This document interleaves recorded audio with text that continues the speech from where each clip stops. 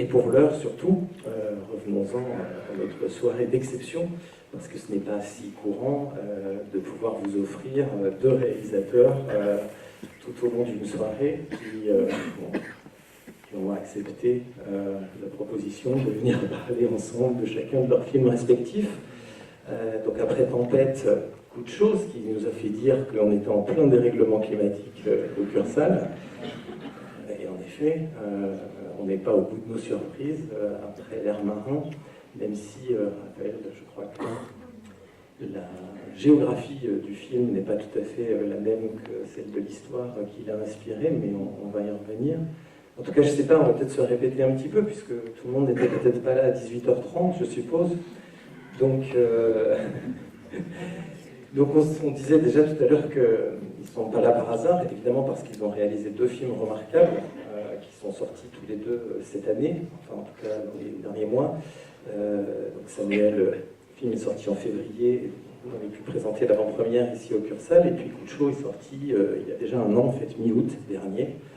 Et c'est un peu le principe de ce programme de l'été, c'est de donner l'occasion de rattraper des films comme ça importants qu'on n'aurait pas eu le temps ou l'occasion de voir pendant l'année, voire qui sont passés inaperçus, qui ne sont pas sortis, ou de le revoir, parce que Coup de chaud est aussi comme Tempête, un film qu'on peut revoir plusieurs fois sans aucun problème.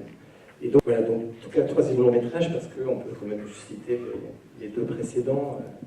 C'était Avant l'aube, film qui avait quand même été assez remarqué, peut-être davantage qui était en 2011, qui était sorti en 2011, et puis qui suivait Barrage, qui est en 2006, tourné dans la région, absolument passionnant, et en général, quand on l'a vu, on ne l'oublie pas.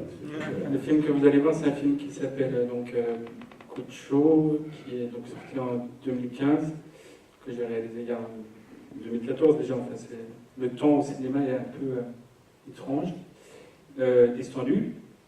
Et je vais vous laisser découvrir le film, mais c'est un film qui se passe entièrement dans un petit village à la campagne qui raconte comme ça une collectivité. Et je vous laisse découvrir. Voilà, c'est un film qui est inspiré d'un fait divers qui s'est passé ici dans cette région. Et ça, je pourrais vous en parler après. Il s'appelle Détourner ici. Voilà. Belle projection, il fait chaud, là, vous allez voir. À tout à l'heure.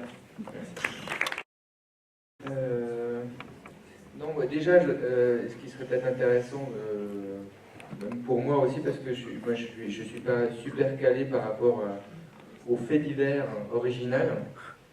Je sais que ça a eu lieu en Haute-Saône, c'est ça, dans la région, mais je ne sais pas exactement quels sont les faits exacts du fait divers et le chemin que tu as dû faire pour aller jusqu'au film, au scénario. Oui, il y a un fait divers au départ. C'est un film de fiction que vous venez de voir, mais qui est quand même extrêmement proche du fait divers. Assez souvent, quand j'écris, j'aime bien m'emparer comme ça d'éléments de réalité. Et puis souvent, les faits divers, c'est assez passionnant comme endroit de fiction, parce qu'il se passe des choses fortes dans lesquelles les êtres humains sont confrontés à des situations complètement singulières. Et je suis plutôt intéressé par les faits divers. Et celui-là, il s'est passé effectivement en Haute-Saône. Et donc la mort du garçon, c'était courant de l'été 2008. Et il se trouve que moi j'étais dans la région, enfin j'étais pas dans le village, mais j'étais dans le Doubs, donc pas très loin, et puis la presse avait quand même pas mal couvert cette affaire-là. Et très vite, en fait, dès que cette affaire est apparue, dès les premières lignes que j'ai lues, j'ai eu envie de m'en emparer, parce que j'avais l'impression que ça... Bon, déjà, ça m'intéressait beaucoup de comprendre ce qui s'était passé à l'intérieur du village.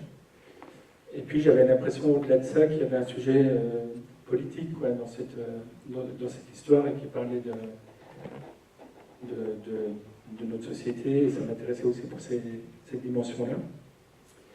Et du coup, c'était la première fois que je faisais ça.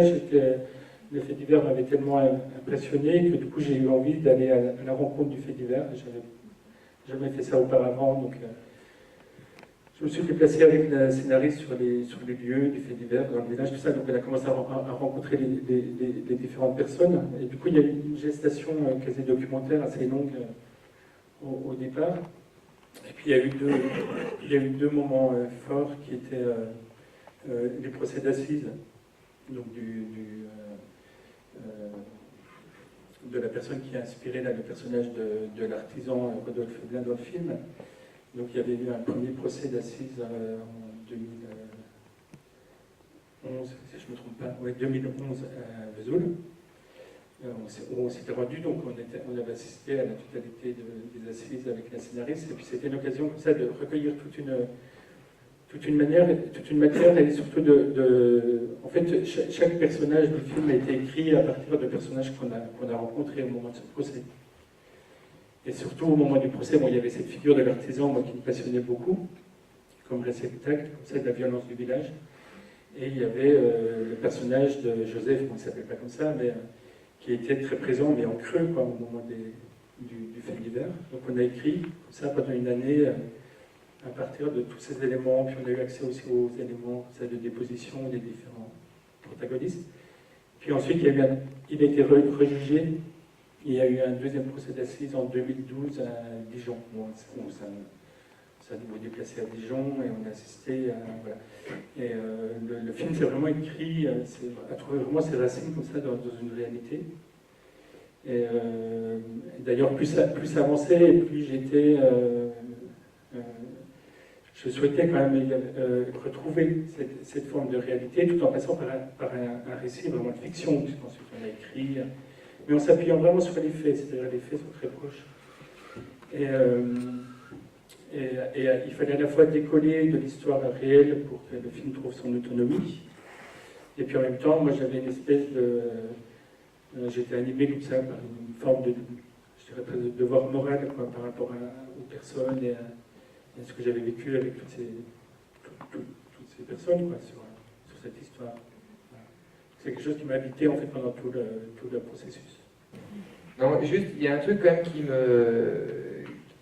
qui apparaît très clairement dans ta filmographie, surtout dans les deux derniers films, c'est le personnage de bouc émissaire. Avant l'aube, c'est l'histoire d'un bouc émissaire. D'ailleurs, le film devait s'appeler Le bouc émissaire. Ouais. Et suite à ça, tu fais Coup de chaud, qui est aussi l'histoire d'un bouc émissaire. Je suis en train de comprendre que finalement, ce film, tu commences à y penser en 2008, alors que tu n'as pas encore fait Avant l'aube. Donc tu penses déjà à ce film-là quand tu prépares ou écris ton deuxième film. Voilà, je voulais savoir d'où ça vient en fait, cette thématique en fait, de bouc émissaire. Oui, c'est vrai, mon deuxième film s'appelait le bouc émissaire, et puis il y avait déjà ce projet m'habitait déjà, puis il y avait déjà eu un texte écrit avant le tournage du second. Non, je passe sur celui-là précisément, là, sur ce film que vous venez de voir, j'ai essayé vraiment de me confronter à cette dimension du bouc émissaire, vraiment dans son mécanisme, comment ça fonctionne dans un groupe, parce que c'est des phénomènes de groupe. Et non, ce qui m'intéresse surtout dans ce sujet, c'est la justice sociale. C'est quelque chose qui m'interroge, qui me questionne en tant que citoyen, qui me touche en tant qu'être humain. Donc c'est vraiment une problématique qui m'intéresse. Et puis aussi le thème de l'exclusion. Ce film-là, il c'est beaucoup sur l'exclusion et sur la place, en fait, sur une place qu'on essaie d'occuper et qu'on nous empêche d'occuper. Voilà. Bon, après, Joseph Bijou, c'est un personnage très complexe, hein, à qui on ne donne pas une place précise. Elle est dans cette quête-là. Il y a beaucoup de personnages, hein, dans le film qui sont dans cette quête d'intégration sociale. Le personnage de Rodolphe Blin, l'artisan, est aussi dans cette démarche-là. Donc c'est une problématique qui me touche, qui je crois est aussi assez contemporaine, quoi, sur la difficulté de nos sociétés à accueillir l'autre. Ouais, après, il y a une autre chose moi, qui m'a paru évidente dans la vision de ton film, c'est la qualité de jeu des comédiens. Enfin, on parlait de Gadebois, de ce qu'il fait à la fin, ou le personnage de Joseph, qui est quand même... bon, c'est très très très compliqué quand même à jouer ce genre de personnage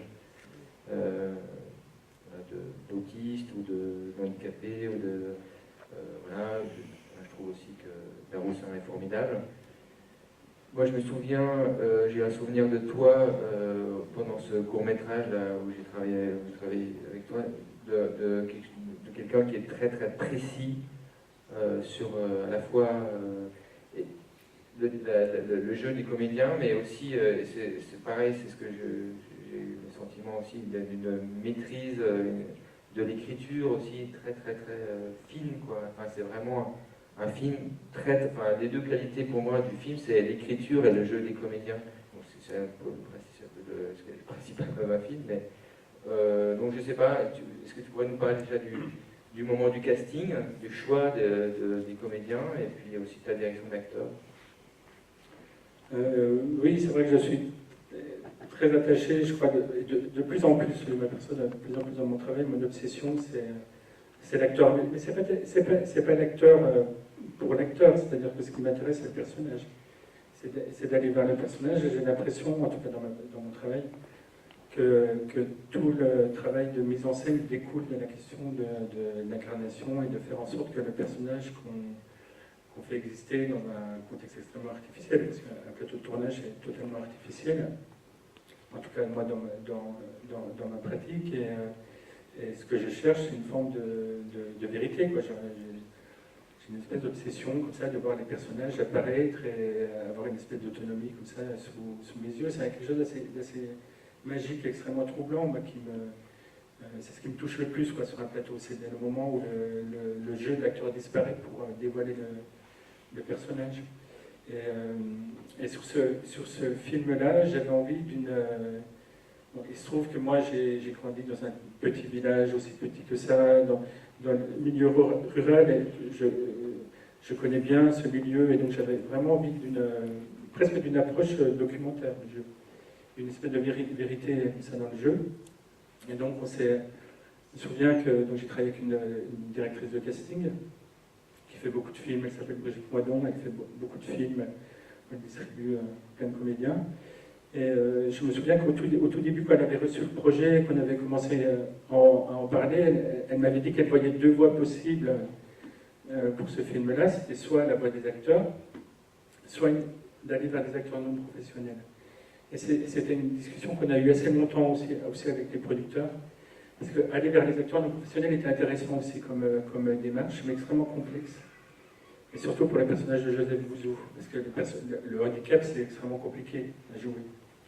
Et moi, j'ai une habitude de travailler plutôt avec des acteurs dont c'est le métier, des acteurs professionnels. Donc on a décidé d'aller vers des acteurs professionnels, mais de distribuer entièrement le film avec des acteurs professionnels. Parce que le film que vous avez vu, là, tous les acteurs, y compris la famille Bouzou, la mère, le frère, le père, enfin tous les rôles, c'est des acteurs qui viennent d'ailleurs d'horizons extrêmement différents. La mère de Joseph, c'est une actrice turque qui s'appelle Seray Yilmaz, qui est une actrice très célèbre dans son pays que nous ne connaît pas, mais on allait chercher des acteurs dans des endroits extrêmement différents. Et j'avais une espèce d'obsession, et puis aussi avec la directrice de casting, c'était d'arriver à croire, quoi, au village, vraiment y croire. Et du coup, après, ça se fait dans un travail, c'était presque un travail de troupe hein, sur ce film-là, parce qu'il y avait beaucoup d'acteurs. Et donc il fallait réunir tout le monde et considérer chaque acteur pour son propre rôle, mais surtout considérer chaque acteur pour sa place dans l'aspect choral du film. Et puis Joseph, c'est un acteur qui s'appelle Karim Leclou, que moi je ne connaissais pas et qui m'a été présenté par cette directrice de casting. Et il y a eu quelque chose d'assez saisissant avec cet acteur. Je me rappelle au début, quand il est arrivé, il y avait quelque chose de... Comment j'avais dit Karim, c'est un acteur en fait qui... donc le texte dans mon travail, dans ma pratique, moi j'ai l'habitude d'avoir des textes, des dialogues assez écrits Et Karim, c'est quelqu'un qui bouscule beaucoup le texte, qui le modifie, qui le change, et c'est quelque chose qui me troublait au début. Et qui troublait ses partenaires de jeu, parce qu'on a fait beaucoup de séances de travail en amont avec tous les comédiens. Et ça troublait, je me rappelle que Jean-Pierre Daroussin, par exemple, il y avait du trouble, quoi, qui arrivait d'un seul coup d'avoir un acteur qui n'était pas là, mais qui était là. C'est pas mal ça, parce qu'on voit qu'il est des fois bousculé aussi. Ouais, donc je me suis beaucoup appuyé là-dessus, sur ce travail très particulier de Karim. Bon, moi, les acteurs, je les ai rencontrés longtemps avant. Hein. Karim Leclou, je l'ai rencontré 1 an et demi avant le début du tournage. Donc il y a eu tout un travail où on a vraiment construit le personnage ensemble, pour trouver sa démarche, sa façon de regarder. Il n'est pas du tout comme ça, à mon avis. Je vous rassure, Karim Leclou n'est pas Joseph Bouzou, soyez rassurés. Des fois, j'ai fait beaucoup de débats avec lui, et puis ça peut troubler. Mais c'est un vrai travail de... Je dirais pas de composition, parce que c'est un mot que j'aime pas trop, mais j'ai un vrai travail d'incarnation. Après, il y a un autre acteur, c'est le village, que je trouve extrêmement bien choisi, avec ce château d'eau central. Je sais pas, il y avait un truc, je vois une espèce d'évidence sur l'affiche, on voit voilà, l'absence de l'eau et le château d'eau au centre du village, comme ça. Je sais pas comment ça s'est... Comment tu as trouvé ce village? Oui, mais le village, c'est presque un acteur aussi, hein, c'est un personnage du film, et puis pour le coup, c'est hyper important le village, parce que c'est la mise en scène, quoi, c'est la circulation de la mise en scène, et puis en plus, dans le film, là, c'était important pour moi de travailler à la fois beaucoup l'espace public, c'est des rues, les lieux de travail qui sont des espaces publics, donc a priori à tout le monde, et que Joseph va progressivement investir, et on ne va pas vouloir qu'il les investisse. Donc la circulation des espaces était vraiment importante, les habitats, la question des territoires aussi, comment étaient les champs de Diane, son voisin, et comment les rues du village fonctionnaient. Donc c'est un décor qu'on a cherché quand même un certain temps. Et puis après, moi j'aime bien aussi que, même pour les comédiens, aussi pour les décors, que ça alimente l'écriture, c'est-à-dire quand il y a des éléments de réalité qui arrivent comme ça, je retourne en écriture. Par exemple, le château, quand j'ai découvert ce village, avec le château d'eau à l'intérieur, c'était pas écrit comme ça. Mais quand j'ai découvert ce village, la présence du château d'eau à la fois rassurante, parce qu'elle contient l'eau, mais en même temps dangereuse, il y a une vraie menace dans ce château d'eau, je trouvais vraiment intéressante. Puis elle incarne la peur du village. Ouais. Est-ce que la construction du flashback était décidée très vite ou au montage Non, c'était écrit comme ça en fait. C'est une chose qui a toujours existé, je crois, et qui était tout le temps interrogée. C'est-à-dire que de version de scénario en version de scénario, il y en a de nombreuses. Il y a toujours eu cette ouverture, cette annonce de la mort de Joseph. Et puis après, au moment du montage, on l'avait beaucoup questionné, mais je crois que c'était intrinsèque au projet. C'est-à-dire c'était contenu dans le projet. Mais je pense que c'est parce que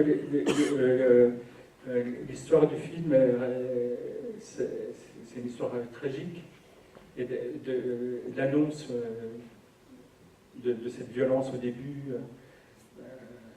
dirigée contre ce personnage, et le film ensuite a déroulé de la trajectoire tragique de ce personnage.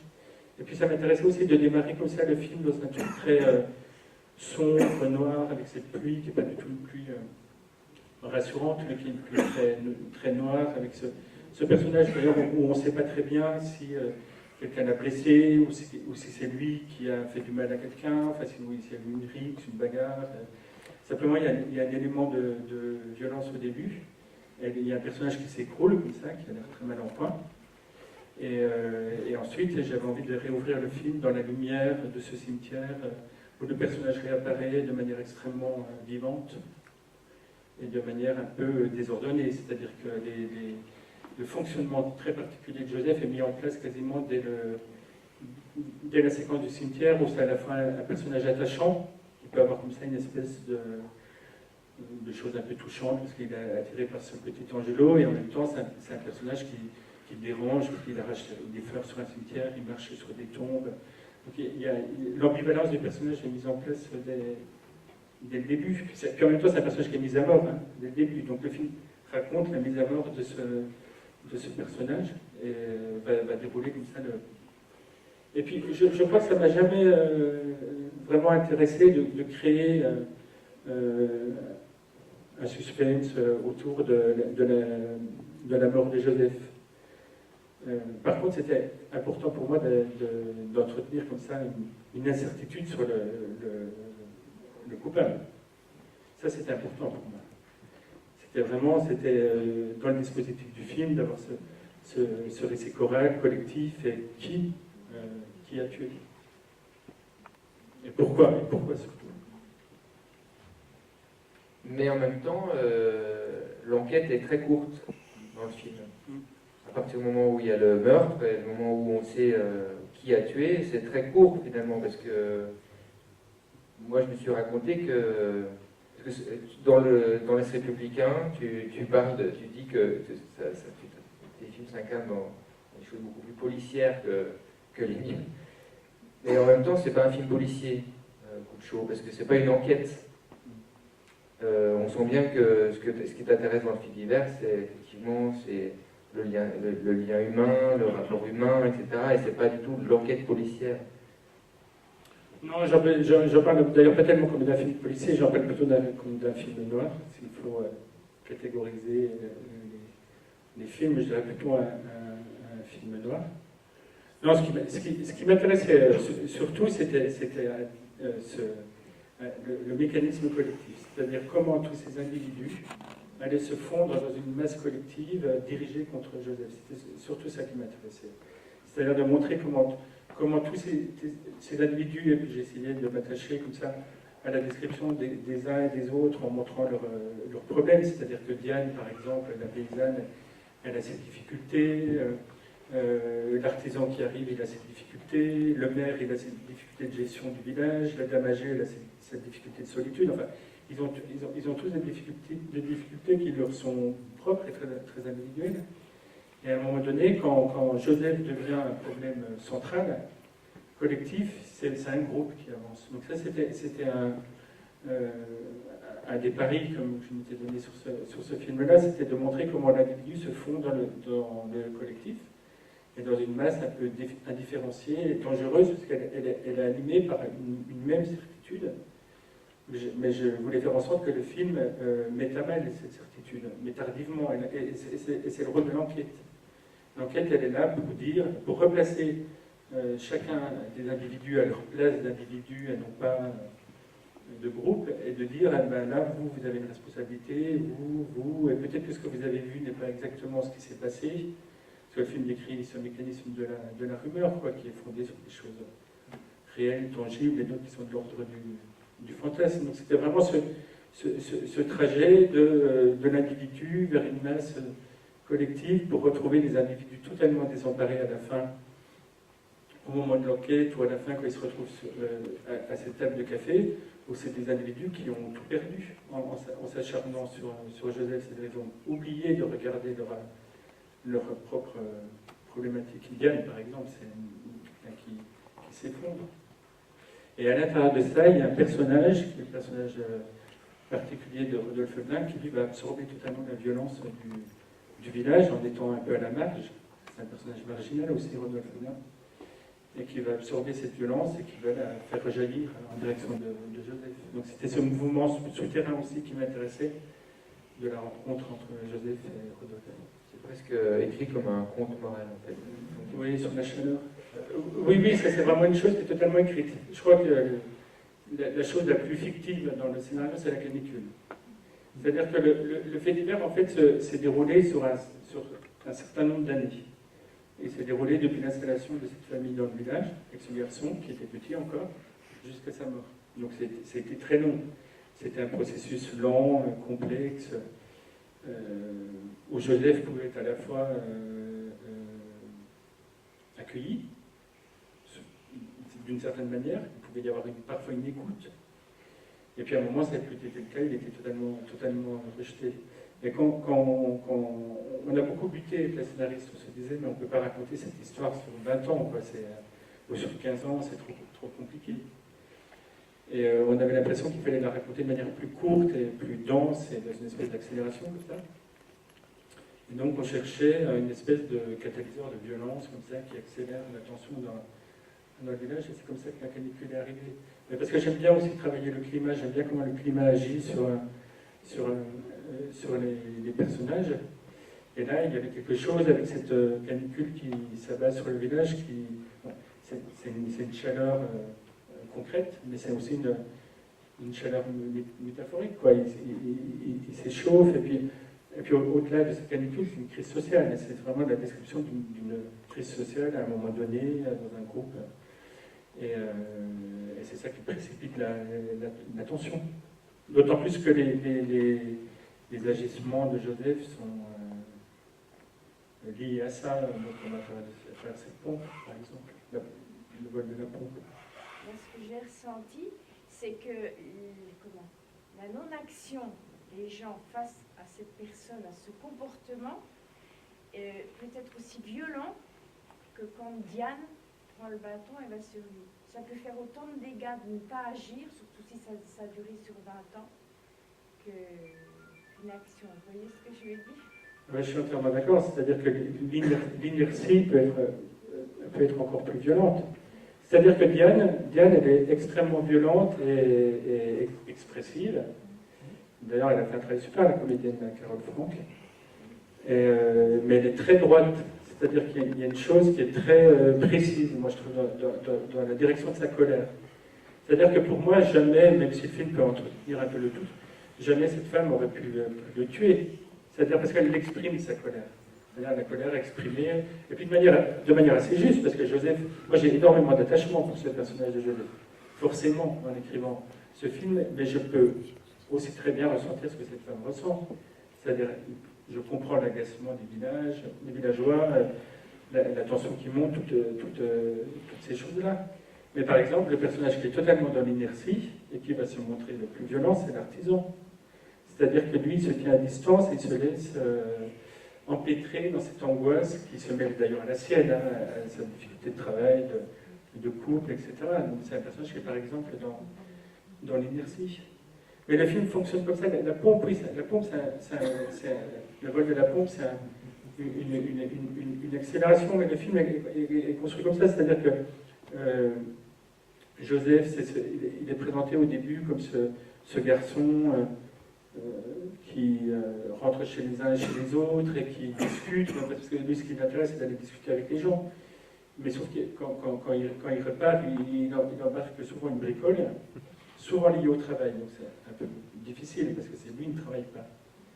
Il embarque une bricole qui place les gens dans l'embarras par rapport à leur propre travail, mais il se débrouille plus ou moins. C'est-à-dire, bon, le maire est beaucoup un régulateur de cette histoire, mais c'est un petit voleur, quoi. Il choure des trucs à gauche, à droite, mais le village va faire de lui un homme plus dangereux. Et la violence du village va le rendre lui plus dangereux aussi, et plus violent, c'est un peu concentrique, ça va ensemble, ces deux mouvements de violence. Et du coup, c'est assez facile de faire d'un petit voleur un voleur un peu plus grave, un voleur plus important avec le vol de la pompe, et puis il y a aussi tout le fantasme de la famille Rome, où le vol est contenu à l'intérieur de manière fantasmatique à l'intérieur de cette famille. Donc, quand on accuse Joseph du vol de la pompe, on accuse sa famille aussi. On reproche l'implantation de la famille aussi dans le village, à travers ça. Et puis après, les étapes, les marches sont franchies de plus en plus grandes, c'est-à-dire on passe du voleur au violeur, parce qu'il y a cette chose avec la dame âgée, qui était un moment extrêmement important pour moi, qui était extrêmement compliqué à représenter. Mais en même temps, je voulais vraiment me coltiner à la représentation de ce moment, parce que ça existait dans le fait divers. Et c'est ça qui s'est inspiré du fait divers, ça. Oui, mais le vol de la... Enfin, tous les éléments comme ça décrits sont... Et la femme âgée, c'est ça vraiment qui avait déclenché la colère dans le village. Parce qu'il y avait un franchissement de quelque chose qui était de l'ordre du tabou. Et moi, ça m'intéressait beaucoup de le représenter parce que j'avais le sentiment, et c'est ce que j'essaie de montrer dans le film, j'avais le sentiment aussi à travers tous les éléments que j'avais pu recueillir que c'était pas si simple que ça. C'est-à-dire qu'effectivement, il y a eu cette agression-là, où il est entré chez cette femme et où il a voulu tenter quelque chose avec elle. Mais après, je me rendais compte, et ça m'intéressait de travailler beaucoup cette dimension de la frustration sexuelle du personnage, et toute la dimension sexuelle du personnage. Et ce qu'on peut faire de la dimension sexuelle d'un personnage comme Joseph. Et aussi toute la dimension fantasmatique, et de la manière dont, dans le film, tout ça est alimenté aussi beaucoup par les jeunes, par le discours des gamins dans le film, qui jouent un rôle. Alors eux, c'est pareil, ils sont dans une chose plus périphérique par rapport à Joseph, mais ils sont capables d'une cruauté incroyable à son égard. Mais c'est lié à des problématiques aussi de leur âge, qui sont des problématiques sexuelles, de rencontres amoureuses, de premières fois. Et Joseph devient un instrument très facile à l'intérieur de ça. Et du coup, quand Joseph va chez cette femme âgée, du coup, il est très chargé de toutes ces choses qui le précèdent. Et puis il y a aussi deux solitudes qui se rencontrent, la solitude de Joseph, la solitude de cette femme âgée, d'Odette. Et voilà, il y a cette chose qui se précipite, qui n'est pas absolument pas désirée par Odette, et qui est un moment violent dans le film, et c'est important pour moi de le montrer. Et je pense qu'à partir de ce moment-là, il y a un aveuglement qui se met en place dans le village, où Joseph est capable de s'en prendre à la jeune fille Manon, est capable de s'en prendre à la petite fille de l'artisan, mais tout ça, c'est la rumeur qui est en place. C'est-à-dire que l'artisan Rodolphe, dès que sa petite fille disparaît, il pense à Joseph. Mais je pense que le spectateur y pense aussi, mais le film est construit comme ça, c'est-à-dire qu'il y avait vraiment le souhait de placer le spectateur dans le ressenti des villageois. Oui. Je voulais savoir pourquoi Joseph se défend pas, en fait. Quand il est accusé d'accouchement sur Mademoiselle, qui visiblement a juste mal vécu et pour le vol de la pompe, il se défend pas beaucoup. Il explique juste qu'il a trouvé les clés, mais je ne le trouve pas très... pourquoi il ne défend pas plus que ça quand il est innocent? J'ai l'impression qu'il se défend, mais il se défend à sa manière, c'est-à-dire qu'il n'a pas véritablement les outils, c'est-à-dire qu'il a le comportement d'un enfant, d'un adolescent, et puis il entretient lui aussi une espèce d'ambivalence. C'est-à-dire que pour moi Joseph, je l'ai toujours considéré ainsi, le Joseph tel qu'il existe pour moi, c'est le Joseph de la séquence du hérisson au début. C'est-à-dire qu'il est capable de dire aux mères, mais j'ai rien fait aux vaches de Diane, et en même temps il ment effrontément, c'est-à-dire il ment comme un enfant mentirait à quelqu'un qui lui dit mais t'as pas piqué le truc, mais je te le montre, tu me l'as piqué. Et ça c'est Joseph, il y a une forme d'innocence attachante pour moi à l'intérieur de ça. Mais quand ça devient plus grave, il continue de la même façon. C'est-à-dire quand les gendarmes et le maire viennent chez lui, il a même une espèce de sourire narquois, qu'on lui dit mais tu l'as piqué ou quoi. Parce qu'il est dans une espèce de rapport un petit peu arrogant, quoi, comme un enfant, mais lui il ne comprend pas ce qui se joue. Et sa seule manière de réagir, c'est une forme d'agitation et puis une forme de violence. Une forme de violence qui va rejaillir, par exemple, quand tous les villageois entrent pour le lâcher dans la cour, où lui il réagit de manière extrêmement violente.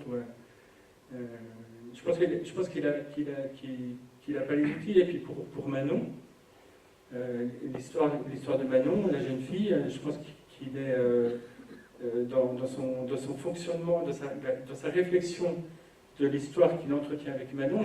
Moi j'ai toujours considéré Joseph comme tombant sincèrement amoureux de cette jeune femme, Manon. Et quand on lui dit mais qu'est-ce qui s'est passé avec Manon, lui dans son fonctionnement, mais je suis tombé amoureux de cette fille, et il ne comprend pas, c'est-à-dire que c'est deux choses qui ne...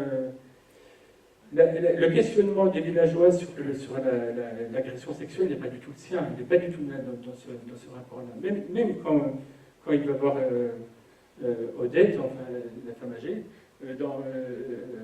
on a fait ce travail-là avec Karine, il n'y a pas du tout d'intention nuisible dans ces moments-là. Sauf qu'il est totalement débordé par ce qui se passe en face. Donc forcément, ça réagit de manière à folie.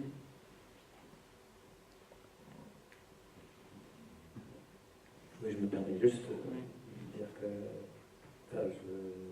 je trouve tes films toujours très très troublants. Et enfin, je trouve absolument admirable la lecture que tu fais de ce fait divers et la manière dont tu nous offres la possibilité, nous-mêmes, spectateurs, d'en saisir toute la complexité et en même temps toute la finesse, dans le sens où effectivement ça nous parle d'une société qui va mal et qui ne se remet pas en question, et qui a hâte de trouver des coupables.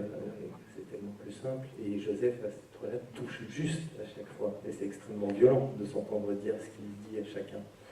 Mais c'est surtout que ce que je voulais dire, c'est que spectateur, je trouve que tu nous mets dans une position extrêmement malaisante, extrêmement dérangeante. C'est difficile de voir tes films. En tout cas, la première fois, la deuxième, on est un peu préparé, donc on est plus en capacité d'accueillir les choses. Et c'est par, je pense que c'est par ce processus-là, d'être extrêmement dérangé par ce qu'on voit, qu'on a accès à quelque chose de ce qui se passe. C'est-à-dire que ça marque durablement. Enfin, c'est des films, enfin, moi je me souviens, pas forcément dans le détail, mais justement parce que c'est très incarné. Mais c'est surtout que c'est ce que tu viens de dire à l'instant, c'est-à-dire qu'on est dans la position des villageois, de se dire qu'on aimerait bien être en empathie avec Joseph, mais c'est pas toujours facile. Et qu'on comprend bien les villageois quand même. Enfin, ils ont raison, enfin, c'est difficile. Quelle place on peut faire à quelqu'un qui fait intrusion? Et en fait, c'est ça, en effet, on a parfois, je pense, du mal à accepter cette idée que la différence, il faut l'accepter, que souvent on demande à l'autre d'être comme nous et d'être comme soi-même pour pouvoir lui dire, bon ben vas-y, assieds-toi, je te fais une place. Mais l'autre, s'il n'est pas comme soi, c'est beaucoup plus dur. Et en effet, c'est cette intrusion-là, le fait d'être dérangé par cette différence-là qui est difficile. Et là, pour le coup, on l'éprouve physiquement. Alors, on l'éprouve à plein d'autres occasions dans l'existence, mais là, tu nous fais ressentir, et en plus, dans la tension du film, qui est là en permanence, donc il y a la canicule, il y a le rythme, il y a les personnages, il y a la manière d'être à l'intérieur du village aussi, qui est étouffante, qui nous, oui, on a presque envie d'en sortir, enfin, de se dire non, là c'est trop, quoi, stop. Et pour le coup, je trouve ça extrêmement efficace, mais pas facile, quoi. Enfin, je ne sais pas comment vous le ressentez, vous avez passé un bon moment, mais pas que. Oui, il y a quelque chose d'étouffant. Moi, déjà, je ne voulais pas sortir de ce village. Et d'ailleurs, le seul moment où on en sort, c'est qu'on va dans le village voisin à la gendarmerie. Mais il y a une forme d'étouffement. C'est des personnages qui manquent d'air, qui sont étouffés dans ce village. Donc ça m'intéressait de raconter ça. Et puis, on a toujours... Et puis ça n'a pas été facile. Je pense que c'était un film un peu compliqué à mettre en place. Mais la chose qui a été la plus compliquée, puis je crois que sur laquelle j'ai jamais bougé, parce que j'avais l'impression que c'était vraiment là que ça se situait, c'est-à-dire que je voulais vraiment être à la place des villageois. Et je voulais vraiment être dans le ressenti des villageois. Parce que c'est la question du point de vue. C'est-à-dire par quel personnage vous racontez le film. Et à quel endroit vous, spectateur, vous êtes. C'est-à-dire avec qui on s'identifie. Et on s'est beaucoup posé cette question-là. Et c'était, par exemple, plus facile dans l'écriture d'écrire le film dans le point de vue de Joseph. C'est une question qu'on s'est beaucoup posée. Et c'était facile d'avoir un personnage émouvant, agressé. Et ça permettait plus d'empathie aussi avec le personnage. Mais j'avais vraiment l'impression, et moi je pense que c'est vraiment aussi l'histoire du film, son processus d'écriture et tout ça, mais j'avais vraiment l'impression que c'était, en passant par les villageois, qui eux avaient une forme de normalité, que c'était à l'intérieur de cette apparente normalité que j'allais débusquer les comportements les plus fous et qui allaient complètement déraper. Et moi, j'avais vraiment envie de m'identifier à tous ces villageois et de pas les juger, de ne pas les condamner, de ne pas dire c'est des fous, ils sont complètement, ils s'acharnent sur ce mec. Mais ça, je pense que ça vient aussi beaucoup du fait divers et surtout des procès d'assises, parce que j'avais été assez impressionné au moment des procès d'assises quand les villageois, un à un, venaient défiler à la barre et racontaient leur ras-le-bol depuis des années et ils n'en pouvaient plus. Et leur colère dépassait beaucoup les événements, c'est-à-dire que quand les avocats ou les présidents de la Cour ramenaient à la réalité de l'événement, c'était souvent dérisoire. Et la colère qui s'était construite, par contre, était sincère. C'est-à-dire que quand ils venaient témoigner, les villageois, il y avait une colère sincère, il y avait de la souffrance, souvent aussi, qui était mêlée à leur propre vécu, à d'autres histoires. Donc c'était toute la complexité de cette matière humaine qui m'intéressait. Donc j'avais vraiment envie, on a toujours dit avec la scénariste qu'on allait écrire comme ça une ronde de personnages, on allait passer comme ça, et placer le spectateur dans le ressenti des villageois. Quitte à rejeter Joseph à un moment donné, c'est-à-dire à juger et en même temps, la figure de Joseph, elle m'intéressait énormément, c'est une figure centrale dans le film. Et, elle m'intéressait, mais je ne voulais pas le réduire uniquement à une victime. Alors, effectivement, il est la victime. Pour moi, il y a deux victimes collatérales dans l'histoire, c'est lui et l'artisan. Ils sont victimes de la violence qui s'abat sur ce village, mais Joseph, j'ai envie qu'il y ait de la complexité, c'est-à-dire qu'il soit à la fois attachant, mais effrayant, qu'il soit capable de violence, qu'il ait certains comportements qui puissent être d'un seul coup mis à distance parce qu'on n'arrive pas à comprendre et à regarder ça. Et c'était pas facile d'ailleurs d'essayer de se mettre... c'est la première fois que j'ai fait ça dans une écriture, de me mettre... C'est souvent qu'on écrit, on se met dans la tête des personnages, on essaie de penser dans la tête du personnage.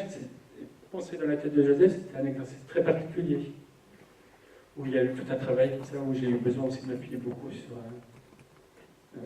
des experts, psychiatres, etc., pour comprendre comment le fonctionnement particulier de Joseph. Pour ensuite le travailler avec le comédien. La question est comment a été reconnue la maladie de Joseph réellement? Mais en fait, c'est exactement ce qui est dit par le maire à la fin dans les interrogatoires. C'est-à-dire que les interrogatoires du gendarme à la fin sont pratiquement tirés des procès des diverses dépositions. Et il y avait quelque chose, moi, qui m'avait beaucoup touché au moment du procès, c'est qu'à un moment donné, il y avait l'expert psychiatre qui était venu. Il n'avait rien dans son casier judiciaire, ce mec, il n'avait rien, quoi. Il avait le hérisson, donc il avait eu 100 balles, 100 euros pour le hérisson, et il avait un vol d'une bricole chez l'agricultrice, et il s'était un peu frité avec un jeune mec du village, il avait 150 euros, enfin c'était rien. Et donc c'était ça qui est apparu au moment du procès, la débilité du bonheur et affective. C'est-à-dire qui pour moi le définit complètement, c'est-à-dire qu'effectivement il souffrait comme ça, il y avait eu un accident à la naissance, où il y avait manqué d'oxygène, et du coup il y avait une altération comme ça. Et c'était cette débilité, débonnaire, j'aime beaucoup cette débonnaire et affective. C'est vraiment le fonctionnement de Joseph, mais c'est ce qui rend sa prise en charge extrêmement compliquée. Ça m'intéressait aussi beaucoup. La question des institutions à l'intérieur du film. Et la question de la prise en charge de quelqu'un comme Joseph, que j'ai voulu questionner beaucoup à travers la figure du maire. C'est-à-dire ça aussi, tout ça s'est passé aussi beaucoup parce que c'est un village qui s'est refermé sur lui-même. Qui s'est refermé, qui n'a pas été beaucoup secouru par l'extérieur. C'est-à-dire qu'ils ont été un peu délaissés avec ce garçon au milieu du village, et il y a eu donc, le maire, enfin, je montrais avec Jean-Pierre Daroussin, il essaye quand même de gérer cette histoire, mais à un moment il est complètement dépassé par les événements. Il essaye de faire intervenir les gendarmes, mais en même temps il ne peut pas déposer plainte contre Joseph, donc les gendarmes en même temps quand ils viennent se disent c'est forcément les manouches, bon, tout est un peu acquis, et le fils des manouches, et il y avait cette question de l'hôpital, de la décision de l'hôpital psychiatrique qui doit être prise en partie par le maire d'un village. C'est-à-dire une hospitalisation d'office, le maire doit donner son accord. Et j'avais envie de travailler ça dans le film, parce que je me souviens qu'au moment du procès, quand Médicis disait mais il n'y a pas de place pour quelqu'un comme ce garçon dans nos établissements. C'est d'ailleurs assez troublant parce que pendant le procès, l'artisan est totalement transparent, inexistant, et on parlait en permanence de ce garçon qui était décédé. C'est un peu le procès de la victime. C'est assez, et sur cette question de l'hospitalisation, le maire avait été beaucoup questionné, même un peu secoué sur cette question. Et il disait, mais il fallait que je fasse quelque chose, et Et c'est quelque chose que j'ai essayé de travailler, mais ça rejoint ce que tu disais auparavant, parce que j'ai essayé de montrer dans le film que le moment où le maire prend cette décision d'hospitalisation, c'est une erreur. Pour moi, c'est un endroit où le maire se trompe dans le village. C'est à ce moment-là, mais c'est le moment de la décision. Et c'est ce que tu disais tout à l'heure sur Joseph. La particularité de Joseph Bouzou, ce qui le rend insupportable, je pense, dans le village, c'est qu'au début, c'est quelqu'un qui est dans la rue. Bon, d'abord, ce mec tout dans la rue, c'est un peu compliqué pour les villageois. Mais ensuite, il rentre dans l'atelier de Rodolphe, dans la ferme.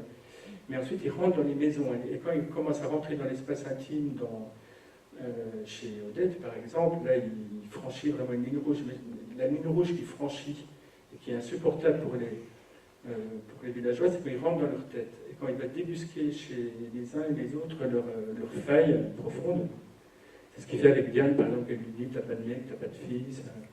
Et c'est ce qu'il fait avec le maire quand il parle de sa femme décédée. C'est-à-dire il touche la blessure, en fait, Joseph. Mais il le fait de manière pas très construite, hein, de manière très instinctive.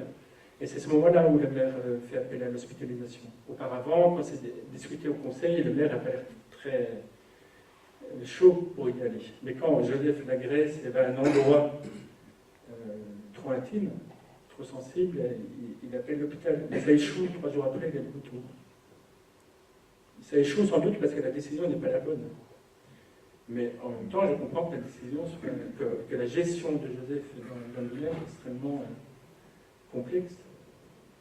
Oui, mais vous avez raison, cette scène dont vous parlez, elle est assez représentative du comportement de Joseph, du malentendu dans le lien social quoi, avec ce garçon. C'est-à-dire que lui, il voit cette voiture arriver, il court après, il veut aider, il veut porter des courses et il veut consoler la petite. Mais la petite, elle est effrayée, la femme aussi, elle ne veut pas qu'il aide. L'artisan, il est un peu faible, il veut lui parler, elle lui ferme la porte au nez. C'est-à-dire que Bénédicte, c'est une femme qui est plutôt droite aussi dans son fonctionnement. Mais par contre, la frayeur qui naît dans ce moment-là, puis je l'ai vraiment mis en scène et au montage vraiment dans ce sens de peur. C'est-à-dire il y a de la peur dans cette scène. Mais alors que le comportement de Joseph n'est pas du tout... il n'y a pas d'intention. Non, il veut partager un moment, l'idée, mais c'est vrai que ça le dépasse complètement. Mais vous avez raison sur la question d'éloigner Joseph aussi pour son bien. C'est quelque chose que je me souviens qui avait été aussi pas mal discuté au moment du procès, mais moi ça m'intéressait beaucoup aussi ce qui se passe avec la mère. C'est-à-dire que la mère, à mon sens, c'est un personnage que j'aime bien, moi la mère, elle joue un rôle très particulier de protection, mais de protection un peu complexe avec son fils. C'est-à-dire que le père ne le regarde pas beaucoup, son fils, mais il a un lien avec son frère. Et ce qui m'intéressait parce que dans le fait divers, il était installé au milieu du village comme ça aussi, et c'est quelque chose que j'avais voulu aussi représenter. Et ça m'intéressait d'avoir cette famille qui s'est installée, sédentarisée dans ce village et qui s'est un peu enfermée à l'intérieur du village. C'est-à-dire que le village est toujours vu comme un cercle, qui est le cercle du village, et à l'intérieur, un cercle plus petit, comme une enclave, qui est la maison Bouzou, et qui est toujours fermée à clé. Et personne n'en sort d'ailleurs de cette maison, sauf Joseph. Et la mère, elle essaie de le retenir, Joseph, à l'intérieur de cette cour. Puis après, les villageois vont vouloir... Le mouvement des villageois, ça va être d'enfermer Joseph dans cette cour. Mais je me souviens que au moment du procès, la nature du lien mère-fils avait beaucoup été interrogée à la fois dans quelque chose, dans une dimension de protection, il y a vraiment un amour entre la mère et le fils, mais quelque chose qui était un peu nocif aussi. Dans le fait réel, c'était une famille identique, la famille de Joseph, ou c'était, parce que ça aurait pu être une famille d'ouvriers, une famille plus aisée, dans le fait divers, c'était ce genre de famille aussi? Oui, c'était ça. On s'est beaucoup interrogé là-dessus, on s'est demandé si c'était nécessaire de conserver cette dimension-là, parce que dans le fait divers, c'était une famille qui s'est sédentarisée, comme ça, qui a vécu déjà un certain temps dans une caravane en dehors du village, et ensuite qui a investi une maison, mieux des ferrailleurs, etc. Donc voilà, on l'a beaucoup questionné, mais il m'a importé de la conserver parce que j'avais toujours le sentiment, puis encore maintenant, en voyant le film, j'ai l'impression que la différence et la marginalité de Joseph, elle est contenue dans l'histoire de sa famille. Ça existe avant lui. C'est-à-dire, il y a l'histoire de Joseph, il y a l'histoire de la famille de Joseph avant son histoire.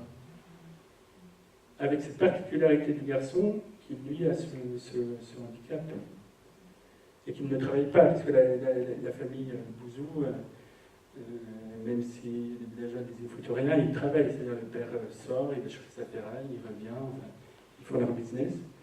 Et la particularité de Joseph, c'est qu'il ne travaille pas. C'est beaucoup autour de ça, je pense que ça se cristallise l'attention. Non, mais j'étais super content de ce prix. C'était le prix Claude Chabrol au Festival des films policiers de Beaune. Non, mais le genre policier, moi je suis très intéressé par la problématique du genre quand je commence un récit, mais le genre, en tout cas, le genre policier, il est vraiment multiple. Hein. C'est-à-dire, il est très mutant. Enfin, et à Beaune, vous voyez des films noirs, des films policiers, des thrillers, des films à suspense. Enfin, c'est très, très variable. On a tendance à dire, à partir du moment où il y a... on a tendance à dire qu'un film policier, c'est un film qui est porté par une enquête. C'est peut-être... Ça s'apparente plus au film précédent que j'ai fait, avant l'Aube. Et le film noir, c'est un destin tragique. C'est souvent ça. Mais le film noir est une branche du polar. Mais allez au Festival de Beaune, on voit plein de choses. J'ai découvert un film incroyable. Ah.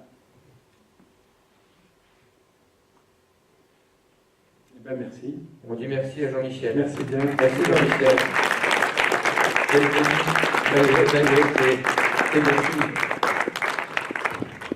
Bonne soirée, merci beaucoup d'avoir écouté.